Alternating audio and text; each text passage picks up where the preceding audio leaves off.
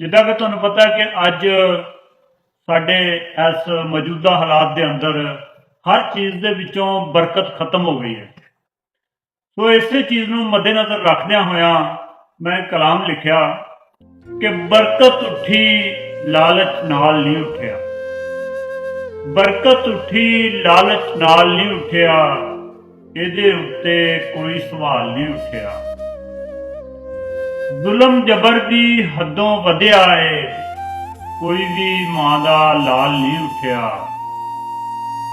ਉਦੋਂ ਕਲੇਜਾ ਮਾਂ ਦਾ ਫਟ ਗਿਆ ਹੋਣਾ, ਰਾਤੀ ਭੁੱਖਾ ਸੁੱਤਾ ਬਾਲ ਨਹੀਂ ਉੱਠਿਆ। ਗੁਰਬਤ ਰੋਜ਼ ਤਮਾਸ਼ਾ ਕਰਦੀ ਰਹੀ, ਗੁਰਬਤ ਰੋਜ਼ ਤਮਾਸ਼ਾ ਕਰਦੀ ਰਹੀ, ਐਸਾ ਸੁੱਤਾ ਨਜਮੀ ਇਕਬਾਲ ਨਹੀਂ ਉੱਠਿਆ, ਐਸਾ ਸੁੱਤਾ ਨਜਮੀ ਇਕਬਾਲ ਨਹੀਂ।